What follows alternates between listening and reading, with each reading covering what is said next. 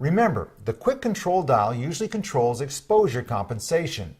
With this option, you will need to press the AF points button and turn the main dial to set exposure compensation.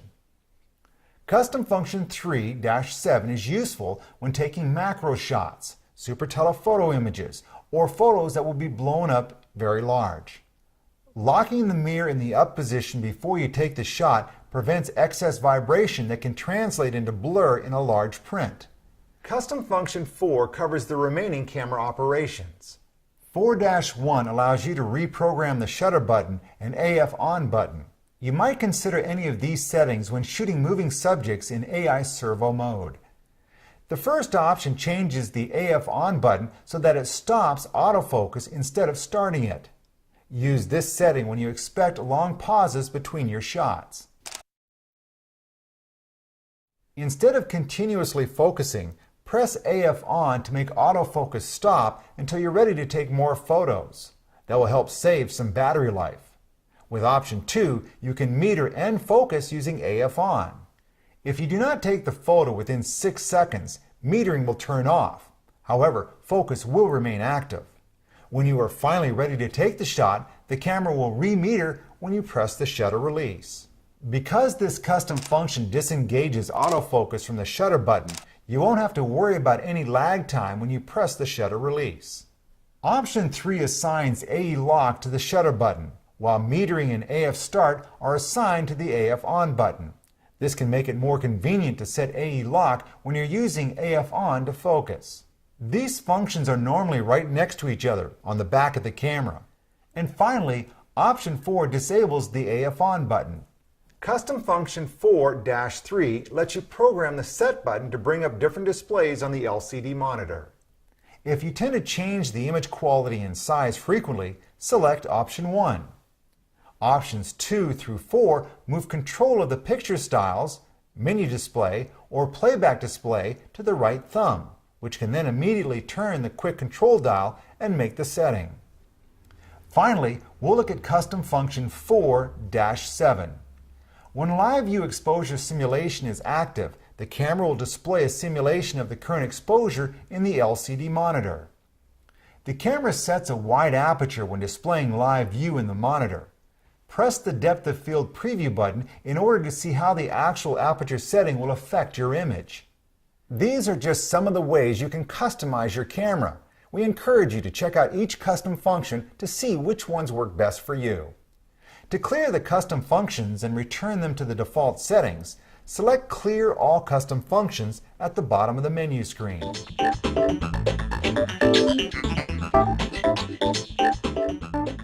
Do you remember how we said there were 4 steps to taking great photos? Well, actually, there are 5. Talk to any professional photographer and he will tell you that most of his photos are discarded. They may be out of focus, they may have a bad exposure, they may have something in the frame the photographer didn't see. In order to ensure you have the image you want, you need to review your captured photo before you move on. You can't go back and take a second shot when you are sitting at your computer looking at your images. Canon has included powerful features in the playback functions of the 40D. Understanding and using them effectively is really the last step after step 4, the shot.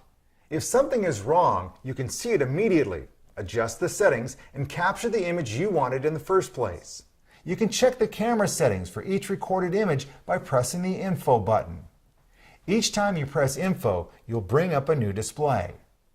The default display offers minimal shooting information along the top edge of the monitor. The second display shows additional information, such as the image quality and size. The third display includes a histogram.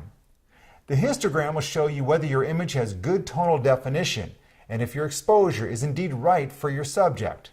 A typical photo will have most of its information in the midtones, not in the shadows or highlights. The histogram, in this case, will look like a bell curve, with most of the data in the middle. Canon calls this histogram the brightness display. It shows all the data in the image blended together. But there's a second option in the playback menu under histogram. Select the RGB option and the display will now break the histogram into red, green, and blue channels. This can be especially useful for objects that have a predominant color that the sensor may have trouble recording, like these red flowers. If your photo has a lot of dark colors, a good exposure will be weighted toward the left side of the histogram. Consider the photo and then compare it to the histogram. But your eyes are really the best indicator. If you like the way the image looks now, you'll probably like it later. There is one final information display in the playback mode, one that shows both the brightness and the red, green, blue histograms. Now, let's go back to the playback menu again and set Highlight Alert. When this is active, the image shows overexposed areas by making them blink. The blinking areas have values that could not be captured by the camera. Consequently, the data is lost forever. If you see blinking in small areas of the image, you are probably okay. But in this example, we have blown out all the detail in the highlights. Because of this instant feedback, you can adjust the exposure immediately and ensure you are getting the best image possible. Think back to having exposure compensation in the quick control dial at your right thumb. You can make instant adjustments and get the photo without fumbling for the correct button.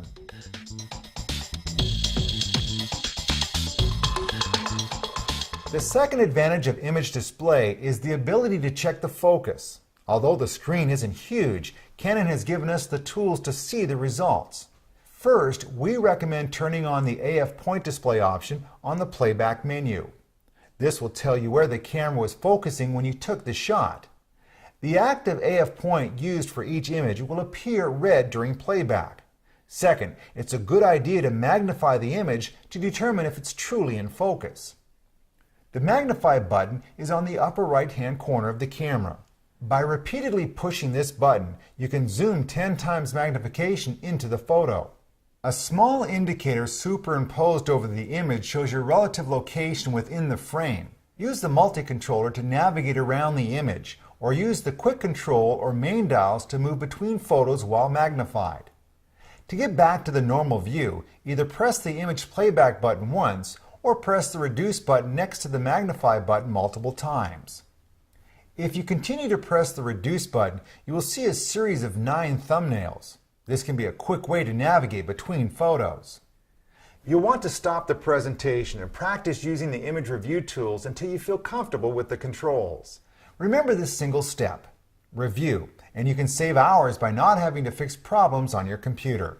A better reason is to avoid a memory card full of worthless images.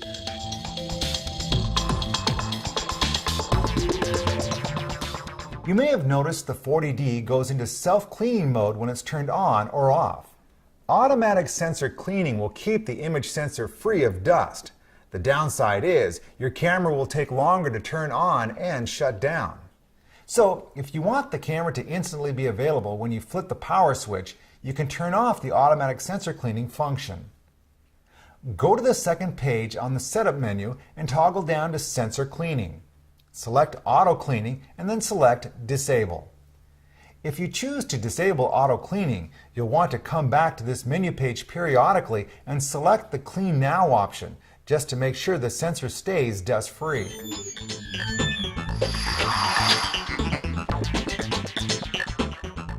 If you are watching this DVD for the first time, you may feel a bit overwhelmed.